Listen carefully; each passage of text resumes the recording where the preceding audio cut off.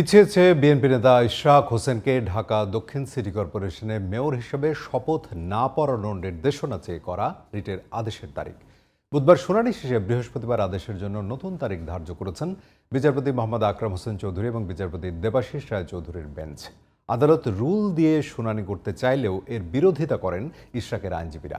তৃতীয় কোনো পক্ষের এই ধরনের রিট করার সুযোগ নেই বলেও মনে করেন তারা। সাইদুল ইসলামের রিপোর্টে বিস্তারিত।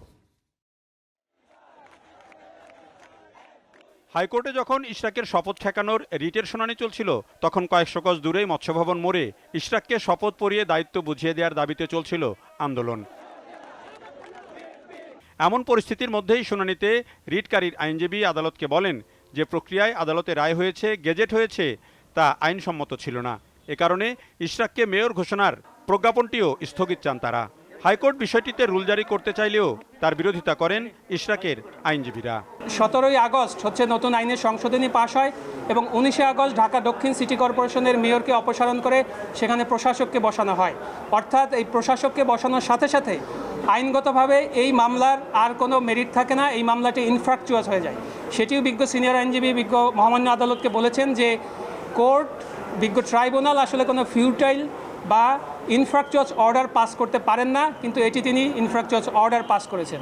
এছাড়াও আরও একটি বিষয় শুনানিতে উল্লেখ করা হয়েছে যে নির্বাচন কমিশন এই মামলার একটি পক্ষ ছিল নিম্ন আদালতে, কিন্তু তারা উদ্দেশ্যমূলকভাবে এই মামলায় তারা প্রতিদ্বন্দ্বিতা করেনি।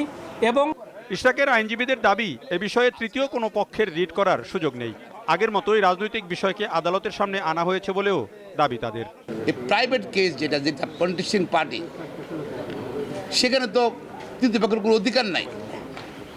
এটা যদি তারা আসছে মূলত এখানে জনগণের বিরুদ্ধে আসছে হাইকোর্টে, সুতরাং আনকনস্টিটিউশনাল, ইলিগাল, তাদের বক্তব্যটাই ইলিগাল, নট এন্টারটেনেবল, তাদের আমরা খারিজ হবে। এখন যদি এরকম হাইলি পলিটিক্যাল একটা সেন্সিটিভ ম্যাটারে সোমোটো কিছু করতে যান, হয়তো দেশের মানুষ ভাববে যে 5ই আগস্টের আগে যা হতো এখনও তাই হচ্ছে। আমরা চাই ইম্পার্শিয়াল জুডিশিয়ারি। উভয় পক্ষের বক্তব্য শুনে বৃহস্পতিবার আদেশের দিন ধার্য করেন আদালত। 2020 সালের 1 ফেব্রুয়ারি ঢাকা দক্ষিণ সিটি কর্পোরেশন নির্বাচনে শেখ ফজলেনুর তাপস মেয়র নির্বাচিত হন। ওই নির্বাচনে অনিয়ম ও দুর্নীতির অভিযোগ তুলে ফল বাতিল চেয়ে ওই বছরের 3 মার্চ মামলা করেন ইশরাক।